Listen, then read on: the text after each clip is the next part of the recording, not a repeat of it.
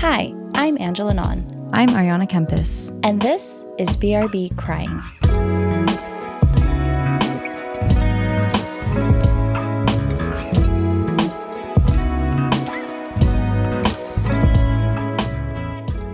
Hello.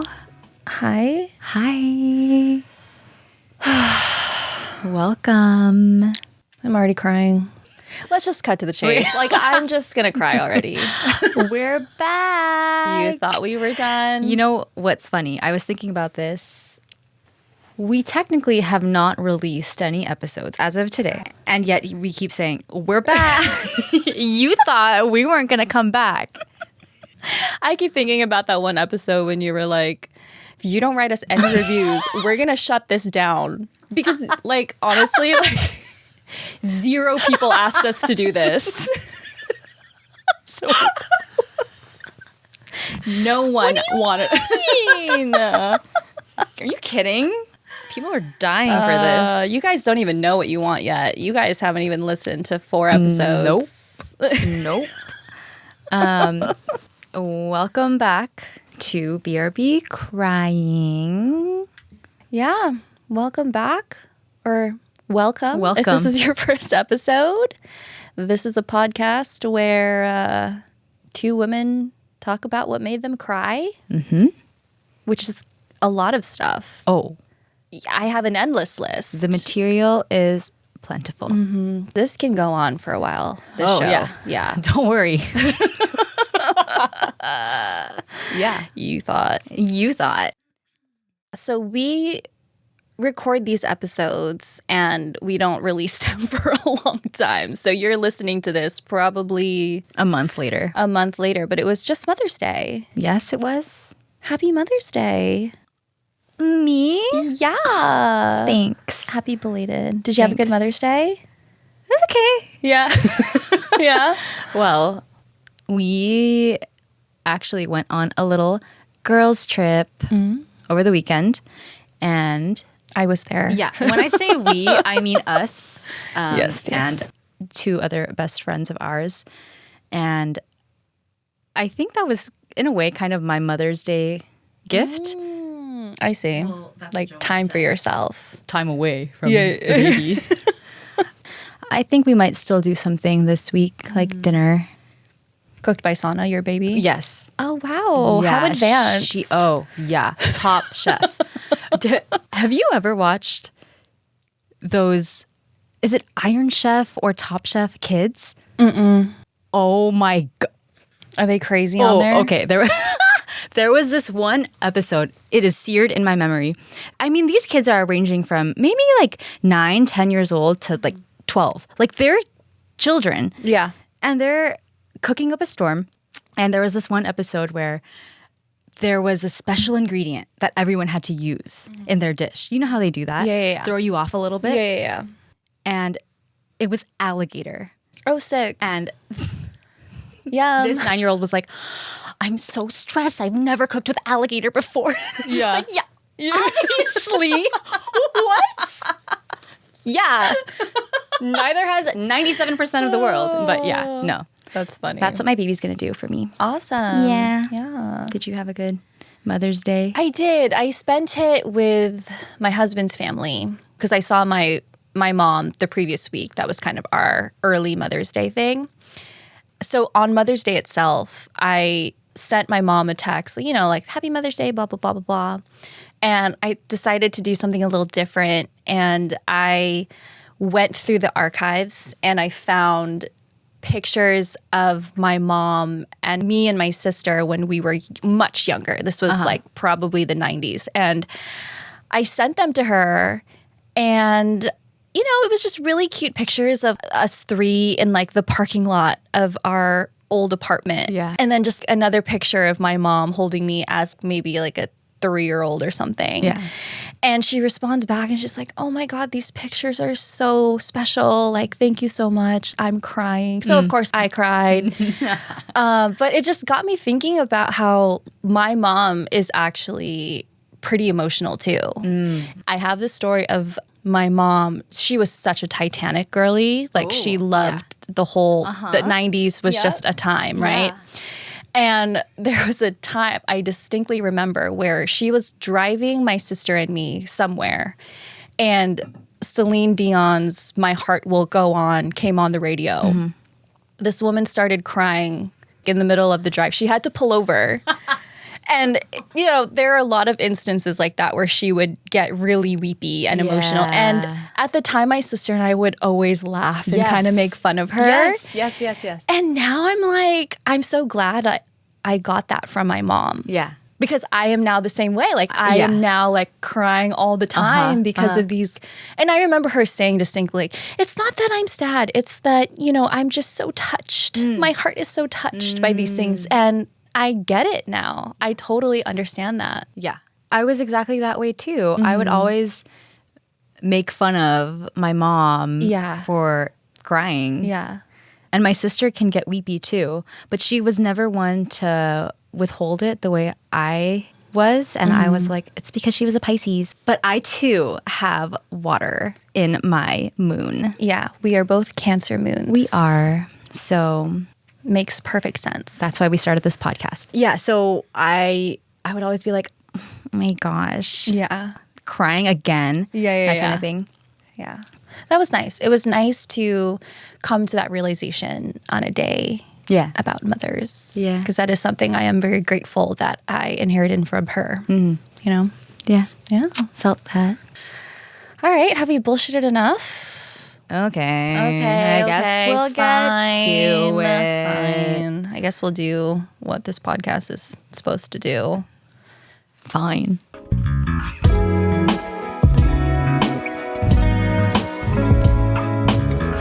You want to start us off this time? Yeah, I would love to. Okay, so today I am talking about an artist named Anna Laura. Like an art artist? Versus, what do you mean? Okay, I'll just let you. I'll just sit here. I'll buckle in. Hold on.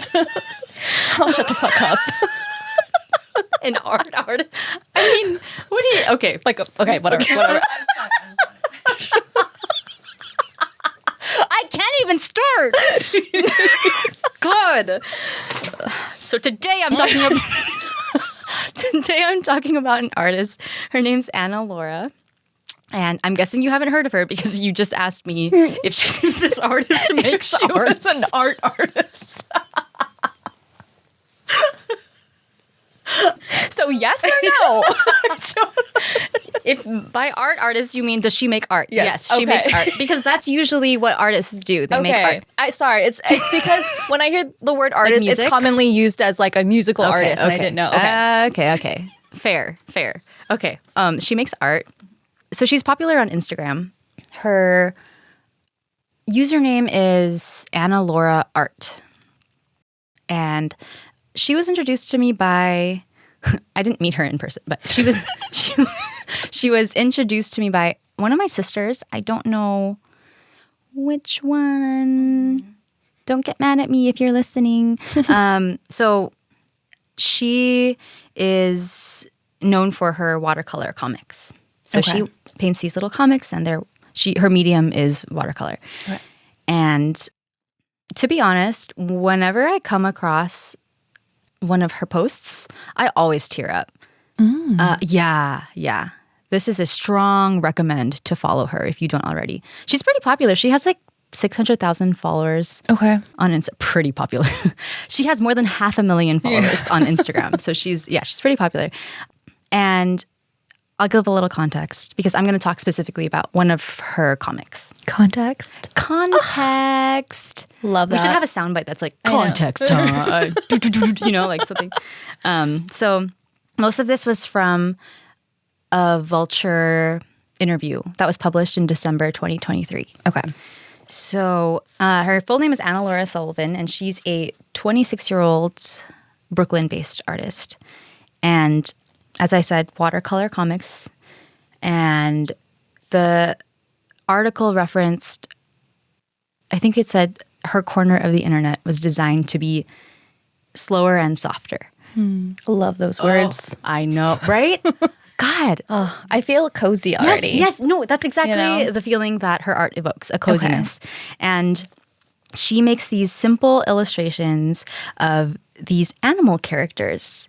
And she conveys these really simple messages. They're super heartfelt. She doesn't use a lot of words. And I feel like they just really speak to the soul. And I think that's why she has garnered such a large following, because I'm sure everyone else out there is scrolling, stops on her post and fucking just, cries. And I don't think I consciously realized this until I read it in the article. The reason why she uses animals is because there's no clear race or age or gender.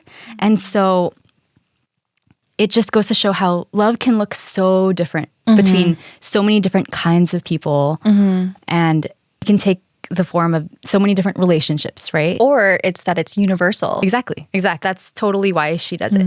They could be lovers, they could be friends. Like, you don't really necessarily know, and you don't have to know. Yeah. Yeah. I'm so excited to see it. I know. I printed out a little bit for you. Yeah. Color. You're worth it. So, God, you know what, too? In this article, there were so many little gems. And there was one quote where she says, "I'm not trying to teach you. I'm just trying to give you a gentle nudge toward what you already know." I love when people have the gift to take some sort of universal truth and actually articulate it. Yeah. It's like such a simple message that is so convoluted and complicated in our lives and in our minds. And it's very simple, actually. Have you looked at her work? Are you lying to me? No, that's exactly how I feel when I look at her work, because it is just the most complex messages boil down to what matters. I love that. Yeah. I love that. Ooh, I'm so excited to show you. So I would say that usually like a 1, 2, 3 level cry whenever I come across her work. Yeah. But she also, it's funny, she has a quote in the article where she says that she cries a lot. And she's like, "I'm so emotional, but it's my superpower." And I was like, superpower. Do you want to be on our podcast? Like, should we interview you? I mean, she was just reiterating all these things that we talk about and why it's important. And she is just embracing it fully and really leaning into it. She says that people will react to her art and they'll talk about how it's changed their lives. And she'll print out DMs and she'll like paste it, and that's why I'm doing this kind of thing, right? And then she says that when they reveal themselves to her that way, they bless that space between us. So she was saying that when people partake in her art, they alchemize it into something meaningful for them. And she was like, when they reach out to me and they say, "Oh, it was so beautiful. This is how you've changed my life." She's like, "Oh my God, you guys are the artists. That you wrote something so beautiful. That's poetry, what you just said to me." And I'm like, okay, you're still the artist, but yeah, you know what I mean? Like, she's so... Yeah. What a wonderful soul. Yes, that is exactly what I was thinking. And I'm really not kidding. I know we talk about, wow, we would love to have this person on the pod and this person on the pod. But that is someone who I was like, wow, like she really gets it. And she is really just using her gift to help everyone remember why we're here.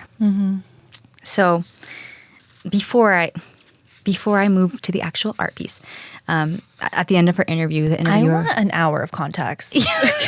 Excuse you. Oh, thanks. So the interviewer asked her if her art was ever going to change. And she was like, yeah, I mean, it might change, but even though the vessel might change, the core message will still be the same. And she was saying that I think that social media can be such a cold place, but this community that we've built up, basically, I have faith that they'll follow wherever my art takes me. So yeah, that's a little bit about Anna. 26. Please. God, do you know, like when you find out that someone is just doing incredible things, and yes, of course we shouldn't compare ourselves to other people. But are you fucking kidding me? What the fuck was I doing when I was 26? trying to get a job so I could have health insurance. Anyway, that's besides the point. Okay, so the comic, I don't really know when I should share the comic with you. I think I want to see it after. After? Okay. No, build it up. Build it up so much for me that I just, I want to see it. Okay. So I think that I'll just talk high level about what the comic is about and what it made me think about. Okay. And then I'll show it to you. Okay. So this comic is about purpose. The comic is about purpose, but also how striving so hard for that purpose can almost do the opposite and pull you away from the present.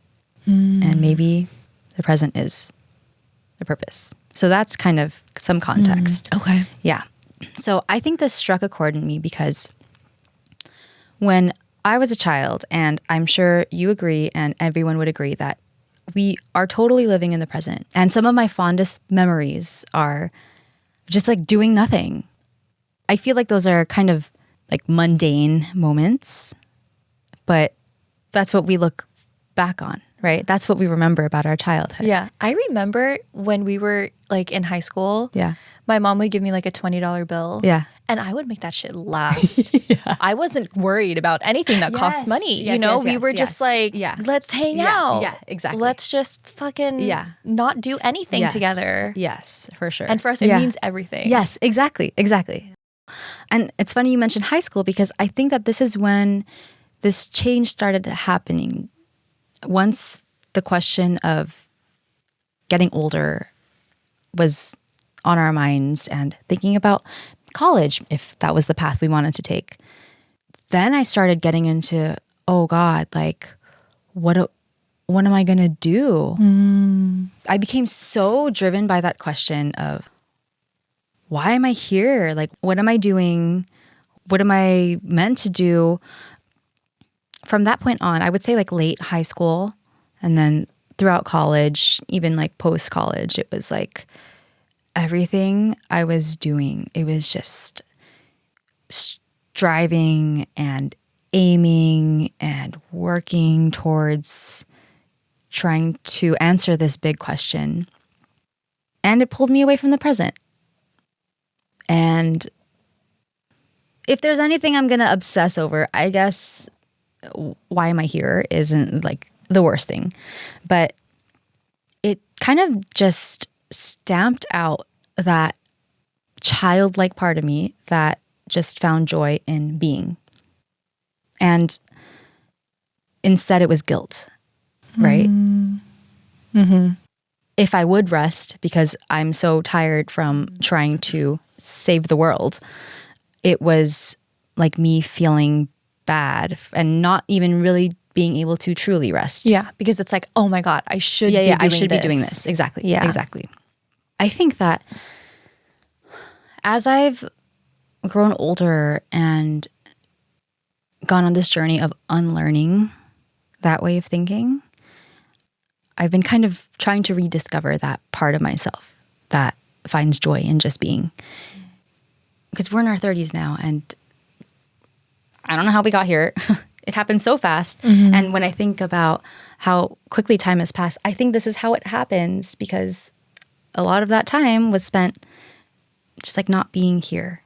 And I think that these are the moments like when we're here talking or we're spending time intentionally with each other, other people, I think that time slows down a little bit.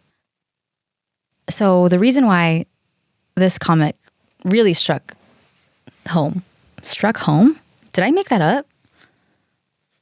Hit home? Hit home? Struck a chord. Hit home. You just combine it. It's fine. I like it. It's a new thing. We struck our home. The reason why we struck our home. So the reason why this struck a chord in me is because my husband and I have so many philosophical discussions. Oh my God, you guys are so complex. Yes, I know. Oh my God. Yes. I don't know. We've just always like fucking, I get it. Because we have these too. Mm-hmm. we have these all together, you know? You fucking, what's that one? You love that one about, I love art versus artist. oh God, art versus artist. God. How many times have we had that debate? Do I love it or do I hate it? Oh God. Oh my God. Anyway, so he loves to do this. And part of that is the whole, what is my purpose, right? He comes back to that a lot. What's my why? And in this little comic, I looked at it and I was like, that is my husband. Like, I think this is a good time to show you the comic. Because I was about to say some words and you'd been like, what the fuck? Okay, so I'm going to hand it to you and I'm going to also describe it out loud. So, and obviously this will be on our Instagram too for you listeners that want to see what's specific. Yes, and I will link her account in the show notes. Okay, so the first panel is a little squirrel type character and he's like, gotta figure out my purpose. And he's standing against this beautiful mountainscape. The second panel is, what could it be? He's wondering, what could my purpose be? And he's helping what looks like an older squirrel, I guess, like maybe a mother figure or a grandmother or something. And she's like, thank you, dear, while he helps her cross the street. And then the next panel is, I need to get serious about this. And there's a birthday cake in front of him. And the friends on either side are obviously celebrating his birthday. And they're saying, yay, we love you. And, his brow is still furrowed. His arms are still crossed. And then the next panel is he's painting this abstract painting. And he's like, what is my point? My reason? Just so plagued by this question. And then the next comic is him eating this sandwich under a tree. And he's still disgruntled, trying to figure this out. And then the last slide is he looks up and he's like, what a nice day.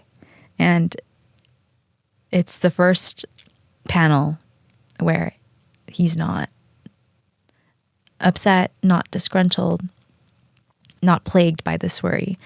And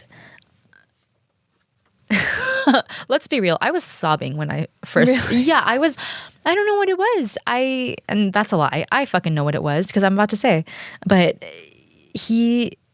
I'm assuming it's a he because as I said, I saw this and I was like, that reminds me of my husband, but it reminded me of my husband. But then I was like, oh, I think this is everyone. I think this is me too. I think this is how every time we're not present, every time we're so focused on what I need to be, where I should be. And then there are the people around us who don't need us to be anyone else. They don't need us to be like anything special because we have so much worth as we are. We are perfect as we are. And yeah, it's just such a beautiful and simple portrayal of, and her caption was the point, comma, being. So the point is being, and we are all so plagued by this question, or so many of us are plagued by this question. And maybe it's not even the purpose so much as like all these things, like I should be this, and but it's also like, look at these beautiful moments that you miss out on. Exactly. When your mind is so focused on the beyond. Yeah, you miss so many chances for connecting. Like the purpose is to enjoy. Yeah, exactly. This moment. Yes.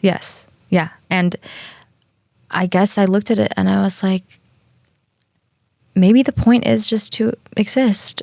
And if that's the point, then maybe we should just spend more of our time existing.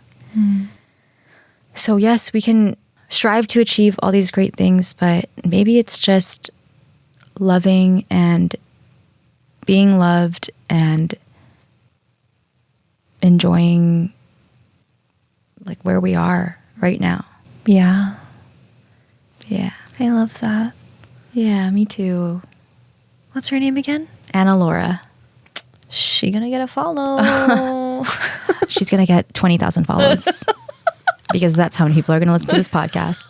No, but it's just, I think the word cozy hadn't come to me, but that's totally, when you said that, I was like, yeah, this is cozy, and it just feels so good and so right. And she seems like one of those souls that like, wow, how incredible that we get to enjoy this. Yeah.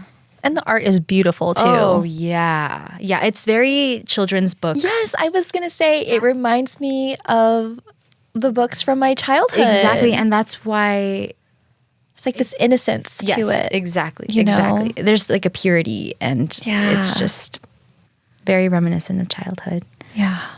Oh, Yeah. that was a good one. Thanks. I do enjoy coming across her art and having a good cry no matter where I am. So, yeah. Cool. That's my story. An aside, today I accidentally opened my office door too quickly and my toe got like a little stuck underneath. Oh, okay. It like ripped a hole in my sock and my toe started bleeding and my nail's fucked up now. Oh, awesome. Yeah. So Is that what you were going to talk about next episode? Yeah. Yes.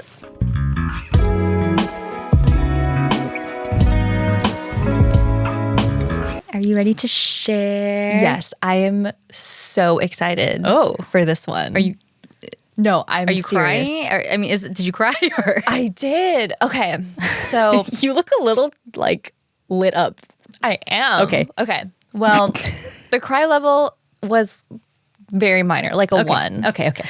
And it honestly, it was like somewhat of a melancholy cry. Okay. But I'm still so excited to talk to you about this today. Okay. Because Me too. today I'm going to be talking to you about a movie. Oh. And I know Arns, she's panicking. She's like, shit, have I seen the movie? Like, I'm worried. Yes, you have seen this movie. Have? How do you know? You have seen this movie many times because it is one of our favorite movies. Can I? 500 Days of Summer. Right when you said, okay, because that's one of the few movies that I've watched more than like 5 times. Most movies I only watch once. So Sorry, if you didn't hear, I said 500 Days of Summer. if you didn't hear over my squealing, oh my God. Okay. Oh, wow. Are you going to talk me through scene by scene the whole movie? Am I going to go home and watch this movie? Okay. Okay, so Sit back. 500 Days of Summer. Tell me about it.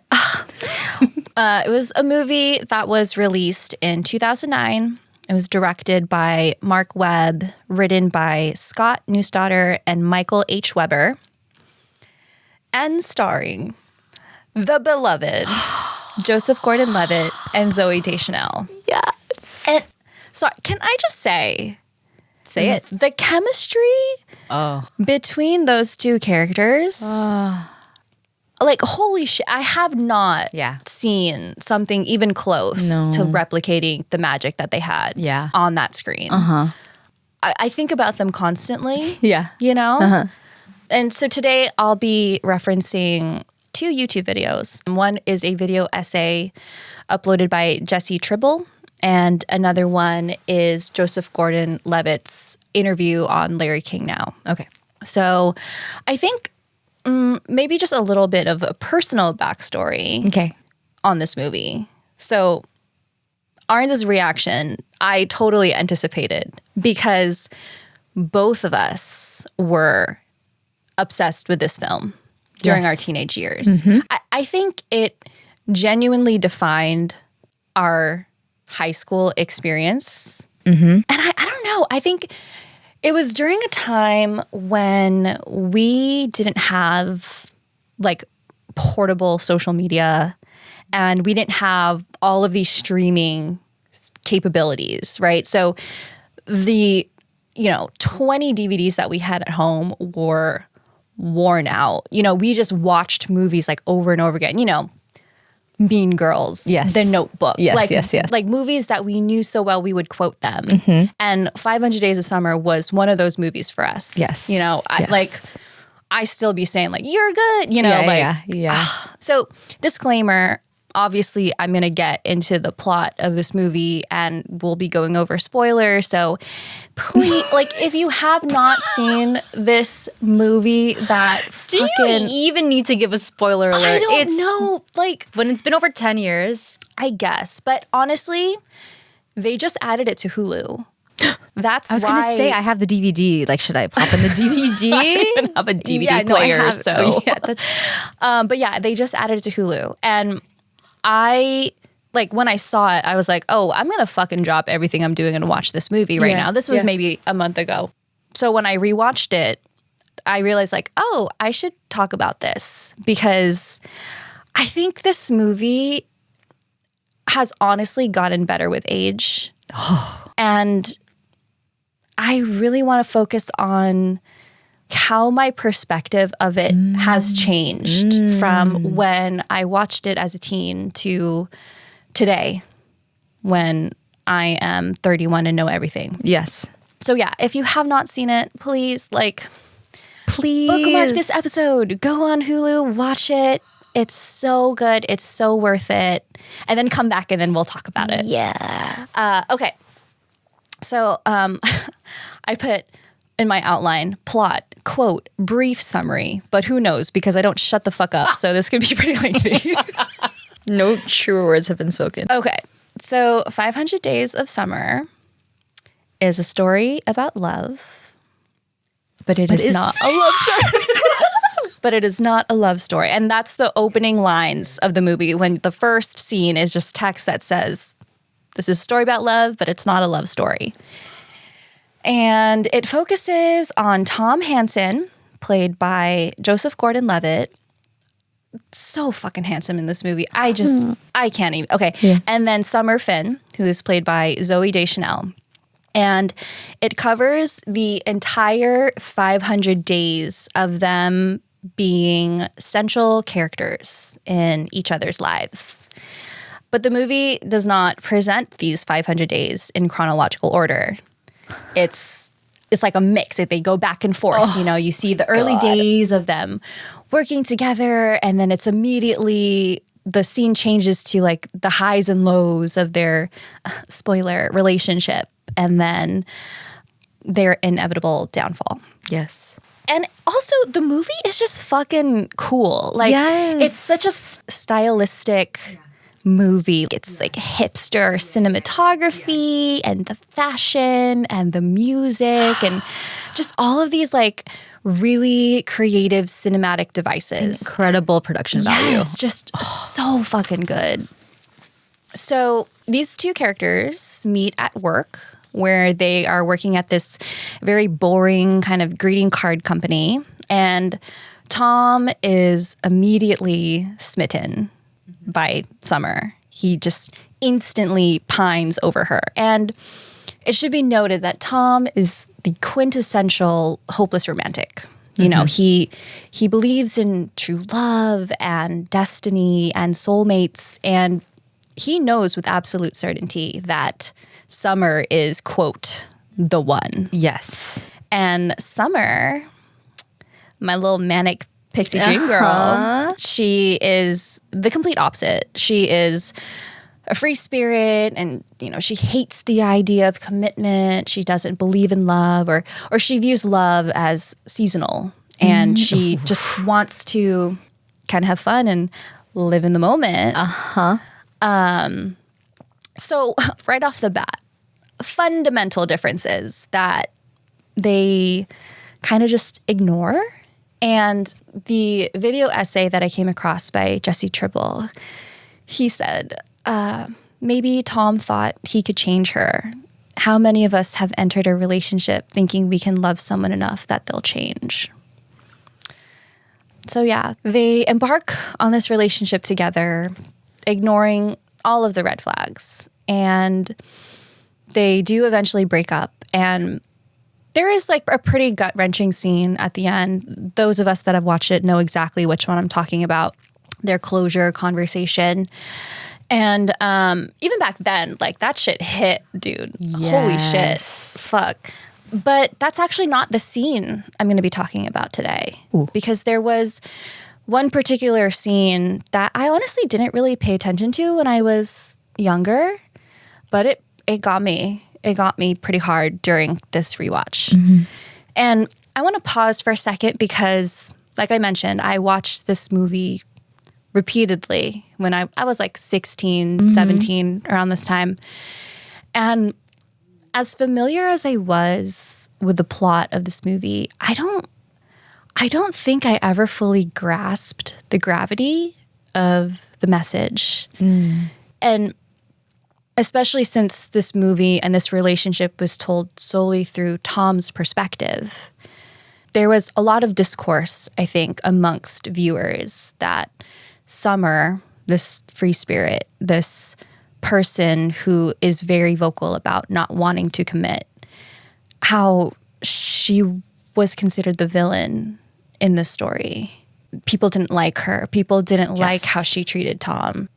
They blamed her for the relationship not working out, for breaking Tom's heart, even though she was very upfront in the beginning about what she wanted. And so when I rewatched it, I finally understood the opening lines. You know, this is not a love story in the traditional sense. I mean, it's a movie about love.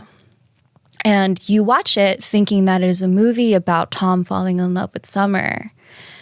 But then afterwards, you realize that no, this is a movie about Tom falling in love with the idea of Summer. The idea that she is his perfect match. And as I was watching all the days, you know, leading up to his confession of his feelings towards her and then them actually starting a relationship, I realized that he didn't really know her at all, you know? There's like a scene where they take the elevator together up to work and she's like, oh, I like the music you're listening to. And he's like, holy shit, you're the one, you know? Yes. And it's just, I think when we watched it as kids, we were like, oh my God, how cute, like how perfect. Yes. The perfect meet cute. Yes, like this yes, is yes. it. This is endgame. But it's like, I realize now how damaging those projections were, how damaging he was to her in that sense, because she kept repeatedly telling him who she was. And he was like, oh, that's fine. I can change you. Or not in my mind, you are, you know? Yeah. So me watching it again, I mean, I fucking love Tom. And I was in love with him when I was a teen and still kind of am. He was still really cute. But it's like, how can you really believe that you love this person when you aren't capable of seeing them, listening to them, hearing them? Yes. And it's funny because there are several supporting characters in this movie that are very close to Tom, like his friends and his sister. And they're kind of like, okay, Tom, you know, kind of downplaying all of these grandiose delusions that he has. And you as a viewer are just kind of like, whatever. They don't get it. They don't understand. So the one scene that really got to me during this rewatch, as I was taking note of all of these things that I had missed when I was younger, was it was this one scene with his younger sister. And, you know, it was like the typical trope where like the younger sister is the wise sage in all of these adults. She's the only one that knows what to do to help Tom. And she's played by a baby Chloe Grace Moretz. Yes. Yeah, so from the start, you know, when Rachel finds out about Summer, she's like, oh boy, like here Tom goes again, because she's already aware of Tom's delusions and how he skews reality to fit his fantasies. And so once they break up, Tom is pretty inconsolable and really just like hung up on her. So he goes to his sister's soccer game or like practice or something. And he and his sister are just talking on the sidelines. And she's trying to console him and kind of bring him back down to earth. And she says, hey, Tom, look, I know you think she was the one, but I don't. No, I think you're just remembering the good stuff. Next time you look back, I really think you should look again. And then it cuts to this montage of all of Tom's memories of summer. And as a viewer, these are memories that you've seen previously in the film. But as he's kind of listening to his sister's advice, these memories are slightly extended. You see a little bit more of the memory that you don't really get to see when you're first viewing them. And you realize how there are things that you missed, you know, Summer avoiding holding his hand, or Summer showing disinterest on their dates, Summer being visibly unhappy in this relationship. And these were just all signs that Tom chose not to pay attention to. He's not seeing her. He's not listening to her. Yeah. He's just stuck in his head. Mm-hmm. And it was such a revelation to me, because it was like, all these years that I've loved this movie, I too was not paying attention. I was also making the same mistakes and misinterpreting it, or just still fervently wishing like, oh man, I wish they got together at the end, you know, they were so good for each other. Yeah. And it's like, babe, were they? Yeah. Were we watching the same movie, you know? Yeah. Then it was like this huge realization, like, holy shit, we do this constantly. And not just with love. I mean, it's just like in general, there's a lot of projecting our own delusions and looking at things from the lens of our own wants and our own desires, and how much that hinders us from seeing reality. Yeah. And how sometimes we can really get hurt by doing that, or we can really hurt other people by doing that. Yeah. So, yeah. Do you want to watch the scene? Yeah. I have it bookmarked. Oh, yes. Let me play it for you. Okay. Let's whip out my iPad. Oh. Came prepared. You thought you were cool because you printed in color? Babe, I bought the whole goddamn movie. All right. I just replayed the scene for Arns. Yeah. You know? Yeah. I think the reason why this is one of my favorite movies is it was the first one that ever challenged my perception of love. And I think it was happening at a time where I was 17, 18, where I was such a hopeless romantic, right? I was kind of like Tom. And then I remember when it came out, at first I was outraged, right? At first I was like, why didn't they end up together? And then as the time went on and I rewatched it over and over again, I was like, oh, I see. Yeah. But I don't know if I necessarily thought about this idea of projecting and how harmful it can be. Mm-hmm. That's exactly what you said. When she says, I think I'm just going to call it a day, and he's like, I got it, pancakes. And it's like, holy fuck. She's literally like, you're not listening, You're not dude. listening. And you are holding on so tightly. Mm-hmm. Oh. Yeah. Yeah. I mean, so the video essay by Jesse Triple, he kind of explains like 3 different interpretations that you could have from this film. And where the one is kind of what we're saying, which is the harmfulness of the projecting and what Tom is doing to Summer. Mm-hmm. Or you could argue that Summer is just so cold and she's continuing on this relationship when she knows she doesn't want it. Mm-hmm.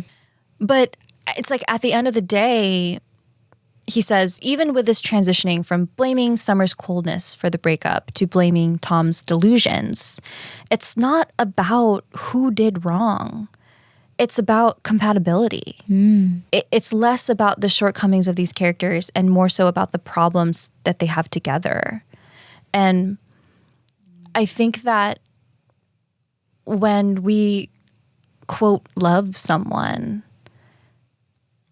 you are so blind to something as simple as compatibility, because in your mind you've built up this person that doesn't exist. So of course you're compatible, you know? Yeah. I know. It's still such a good movie. Oh, yeah. I know that the message sounds very melancholy, Yeah. but maybe it's not. Maybe it's just a lesson on how we can be more aware and better when the next relationship comes. Because that's how the movie ends. Yeah. There's this hope of what is this next round going to be like for Tom. And although it's unclear, you hope that he's learned something. Yeah. That line, I think about it all the time when they see each other again On the bench. Yeah. And she says, I just woke up one morning and I knew. yeah. And he was like, new. What? Yeah. What I was never sure of with you. And I think about that all the time. And you hope that he hears that and is maybe a little more at peace with the fact that she is not what he was making her out to be in his mind. Yeah. They were not what he was making them out to be. Yeah. Yeah. Yeah. So I'll end it on Joseph Gordon-Levitt's quote. So he was on Larry King Live and they were talking about this film. And he says, I think if you ask, what's the message of the movie? What I take away most is you have to listen. You have to listen and you have to understand your biases. And even when you're biased towards believing one thing, you have to really listen. And when you hear something that doesn't fit into what you wanted to hear, you still have to update your thinking. Oh. Yeah. Oh, man. What a wonderful film. If I have not convinced you to watch it yet, what more can I do, babe? God, It's so incredible. good. It's so good. Ooh, I'm gonna rewatch it. Yeah. Should I rewatch it tonight because I won't be able to sleep after this recording? Oh, Yeah. wow. Do do do do do do do do do. You're right. I was totally like, oh no, have I watched it before? Have I? Oh, wow. Oh. All right. All right. Well, thank you all for tuning in again. We hope that Anna Laura gets a follow and 500 Days of Summer gets a watch. Feel free to give us 5 stars, rate, review, subscribe. And if you have a little cry moment that you would love to share with us, please reach out to us on our website at brbcryingpodcast.com or email us at hello@brbcryingpodcast.com.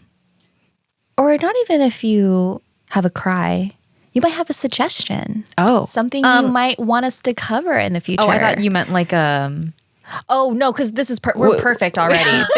No, what is we're the fine. word? You know what I'm talking about? Constructive criticism? Yes. Nah, we don't need that. If you have criticism, keep it to yourself. If you have a critique, know that we critique ourselves constantly. Yeah. We don't need that from you. Please. We have enough of that. No, if you have a suggestion for something that you think would be really fun for us to cover. Yeah. Fun. Yeah. Yeah. Yeah. If you have come across something and you had a good cry and you're like, I think you guys would cry too. We'll test it out. Yeah. So thank you for listening. Thank you for listening. And we'll be back. But until then, BRB crying.